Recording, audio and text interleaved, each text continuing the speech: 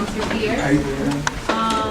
This is brought to you by Carla, Bianca, Taishani, Joshua, Kiana, me, Daisy, Lorena, and Karen. And Evan. He's missing. The overview of what we're going to talk about is what causes conflict, different types of conflict, interactive, a video, or a gift, steps to prevent conflict, and last words. The first section is about 3 main causes of conflict amongst peers. Let me hear you. Oh, the first topic is about 3 main causes of conflict amongst your peers. Hello everybody, my name is Lorena Mendez. I'm going to be talking about 3 main causes of the conflict. One cause that causes a conflict among us, peers, friends, families, anything, work, environment, people, is clashing backgrounds, views, beliefs, and opinions. An example of the clashing backgrounds that causes a conflict would be, for example, let's say someone throws the N-word around, someone else doesn't like it, someone says something about it, and it doesn't have to be just among us, our friends. It can be out and at a grocery store, you say to your friend really quick for just a second, someone else might take offensive to it, and they just don't like it. Calling Puerto Rican or Mexican, things like that. Something little, can tick anybody off, especially just because you don't know how their day is going. Anything little like that related to your background or a religious, belief, saying something about God, Jesus, everyone has a different beliefs. Gotta be careful what you say about that too, and opinions as well. Another cause that causes a conflict is when there's lack of respect for others' opinion. Not taking other people's opinions into consideration may cause a conflict. You always have to be very optimistic, very open-minded about others' opinion because it may cause a conflict. And that kind of ties in with the next one, which is when someone feels their voice is not being heard. Us being teenagers and young people, we like to talk a lot, talk over other people, and not really listening to the other people, especially when we're arguing. We like to talk over the other person, when in reality, we have to learn how to listen as much as we talk, just so that we can come to a conclusion in a conflict or an argument between friends or something. So, that's that. Okay. Now I'm going to do the common types of conflict among peers.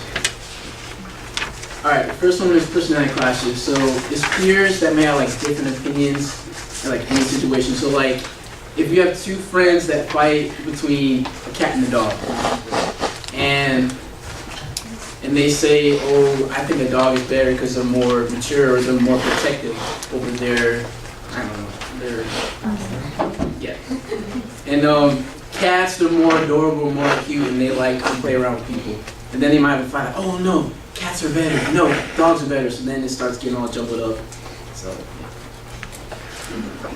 Okay, breach of faith and trust. So if a peer breaks a promise, like that one we just did right there, hanging out with some other person. It can be in a different perspective too. If someone breaks a promise, if you promise that you're going to take a girl out to the movies, or a guy, whatever, in a relationship, and you break the promise and you don't show up, and then you start having a conflict with the phone, why didn't you show up? Why didn't you come to the movies? Oh, I was busy doing some other work. So it's breaking the promise. And misconception or unclear expectations when someone doesn't hear what you say clearly. So it's example of old man or elderly man. If they can't really hear that much, you have to repeat yourself oh, I can't hear you. And you have to repeat yourself constantly, then that can create conflict because they really didn't hear you that clearly. And I know most of you guys do this sometimes. Controlling peers may feel the need to control others by telling them what to do. For example, your boss or someone who is in your presentation and they tell you what to do and they control you. And they say, oh, you have to do this, do that. And it's I don't feel like doing this. I don't want to do this again. I don't want to be in this group ever again. So it's an example of controlling, and then that creates conflict, and then hopefully that's in turn to altercation, fist fights. Alright, so we haven't interacted. I just want to talk to you guys. How many of you have actually experienced some of these things, whether it be in work, school, walking around, shopping, anything? Raise your hand. Right? Almost everyone, right? You're always interacting with people, and when you're interacting with people, sometimes personality clashes, things like that happen. So what types of conflicts have you faced? You guys said that you have had some conflicts recently. Does anybody care to share one of them? You get candy if you do. Share an experience with a friend of mine rather than my own personal experience. So I knew a friend who basically got in trouble with another guy who his conflict, so to say, was that he really just wanted to cause trouble. And honestly, that's the worst kind of conflict because there's something really to do about that. And what he did, which was really, I think, brave, to just forget about it and just left, and everything calmed down, and everyone was happy, and that was the best thing he could have done. Alright, so basically just let him cool off you by himself, like stay by himself pretty much. The right one. That one, yeah. Anybody else? You can. Got more? I know, right? I saw a hand over there. Yeah, I know, I saw another hand. Yeah. I think happened like last Friday. Me and my sister got in a conflict about a shirt. Yeah. I know. My mom has washed it, and so she gave it to my sister, and that's mine. And I get very like, okay, this is my shirt. You have it on. It happens, sibling rivalry. I have an older brother. We tend to bump heads sometimes, but Over the shirt? not over clothing, but it happens. But yeah, let's get our seat. Anyone else? Anything, guys. Come on, guys. I'm walking, but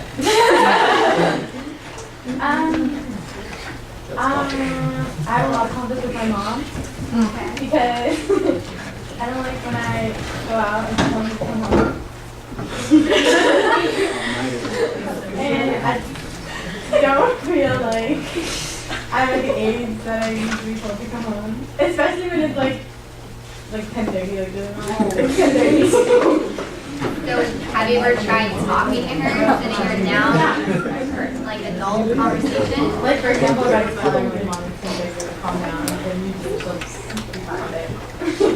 Alright, that's good. So you solved it. It's not that big of an issue anymore. Yeah. Very good. Yeah, video. Study might work, it might not work. May work, may not work.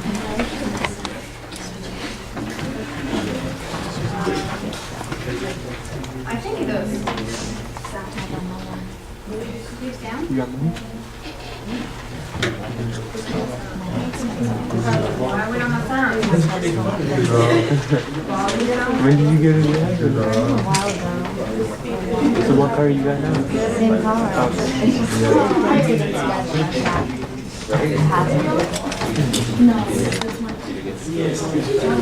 Pick this class anyways, pretty hard. Beautiful view.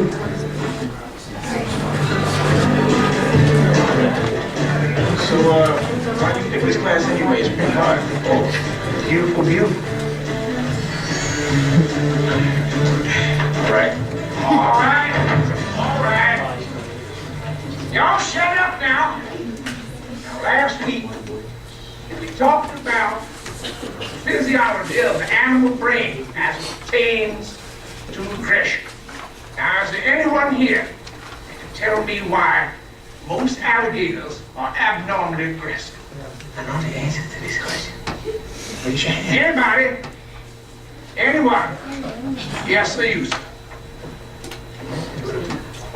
Mama said that alligators are ornery because they got all them teeth but no toothbrush.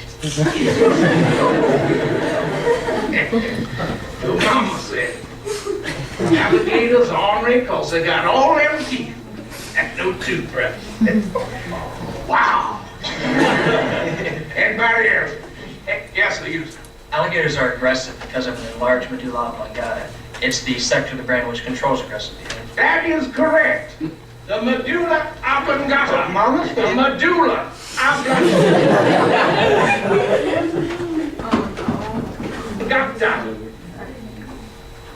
is where anger, jealousy, and aggression come from.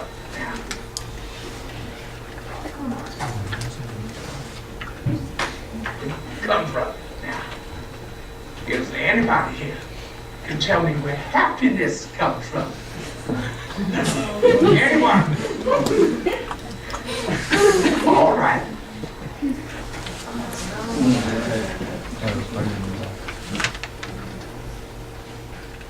That causes some conflict. Too good. See, and aggression come from. Now, is there anybody here can tell me where happiness comes from? Anyone? All right. Let's hear what Mama has to say on the subject. Mama say that happiness is from magic rays of sunshine that come down when you're feeling blue. Well, folks, Mama's wrong again. No, Colonel Sanders, you're wrong. Mama's right. Right, so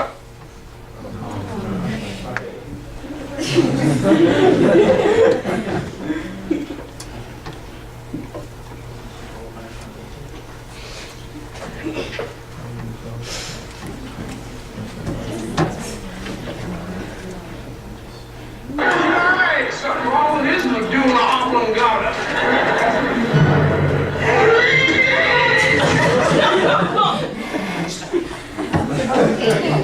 I think you got it. Yeah, you get the point.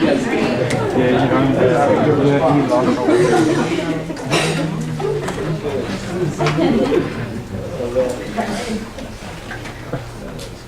Okay, so I'm gonna do the first 2 steps of the 6 steps to what I'm It's okay, it's like that. Coach Klein said I could. Mr. Coach Klein said I could. It's fine.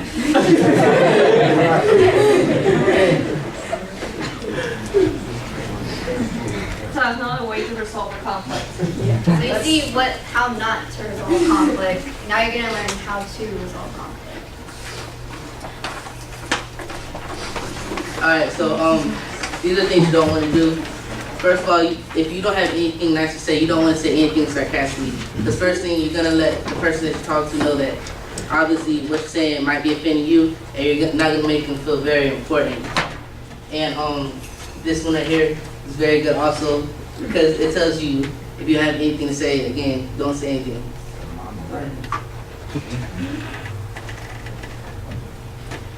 The best thing to avoid conflict to me is to sit down and talk to whoever you're having a conflict with. Like this young lady was saying with her mom. I know I had that problem when I first started going out. My mother had a problem with me coming home kind of late, and I had to sit her down without getting punched to let her know that. I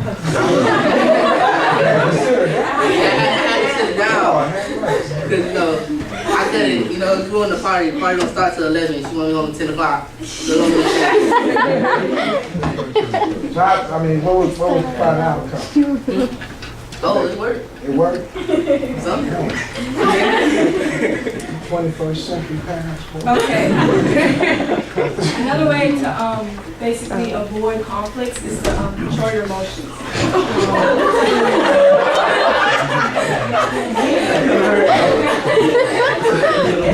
You alright, John? Look that TV there. Who won? You or the TV? When you're sensing a conflict is about to occur, using insight and taking a step back from the situation can help prevent the conflict or lessen its consequences. Many times people approach given situations from a hot-headed point of view. Has anybody approached anything where they just feel like they're about to explode? You don't get it. I feel touched. Okay, assuming that the other person will be on the attack and unwilling to hear their point of view is not a way to go about it. So instead, you should think about what you want to say to the person without becoming aggressive, demanding, or ratchet. This can help you prevent heated conflict or conversation. And never getting too hyper or like emotional about it and overreact is will basically escalate the situation. Okay. Compromise and come to an agreement. Basically, try to figure out what's wrong and solve the problem. Like, go to the person. Like, hey, Evan, there's some tension in the air. Is everything okay? Is it something that I did? Like, let me know. But just don't get into a fight. That's all I'm going to do. Okay. Keep communication open in the future. Let the person know what you're going to do ahead of time so a conflict doesn't occur later on in the future. Like, an example would be, I was at work. I knew 2 weeks or 1 week in advance that I had this presentation to do. So I went to my manager 2 weeks ahead and was like, hey, so-and-so, I have to take off because I have to do the presentation.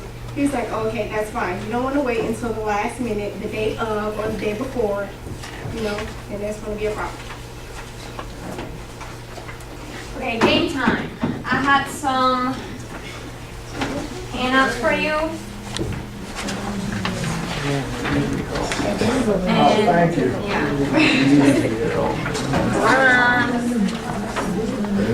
Sorry for the people in the back. I didn't think there was. No, it's fine.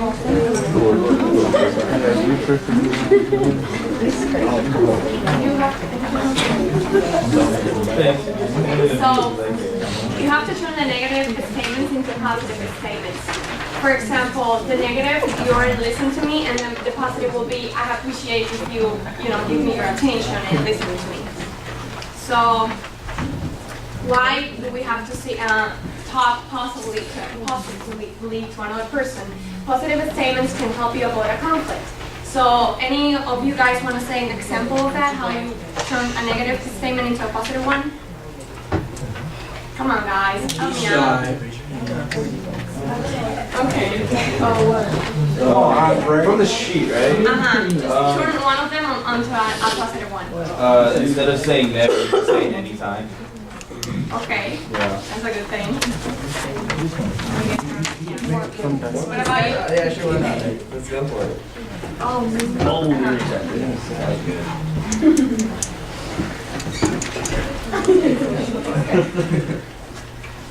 tell me what to do.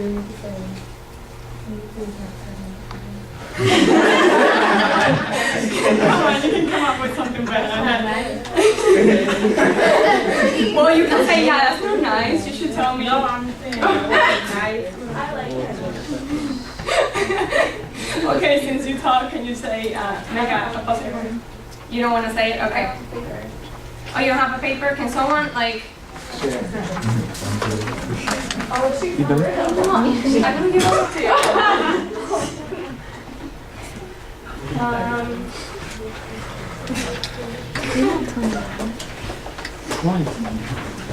Never give me a chance.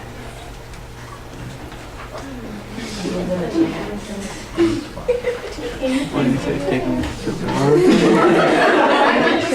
I have a bunch of ideas and you can just give me an opportunity to show you what I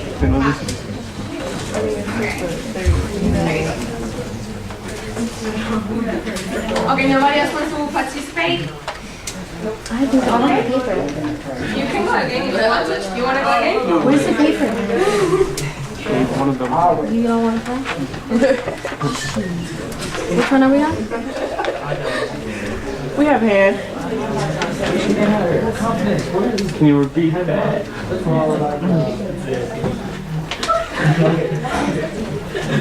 I'm really good. I'm not going to that. So how you gonna... You're right, but I don't have the time to do that. Or you can do it later, or we can do it later, or we can work it out. Will you guys give him candy? Okay.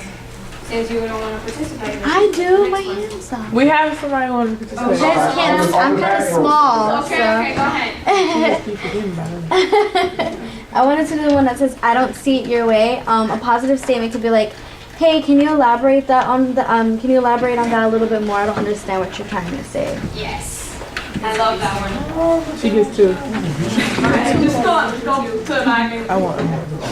don't want to hit nobody. Go ahead, Karen. Oh, good. And these goals are gonna be learn conflict resolution, document the difference between him and your relationship,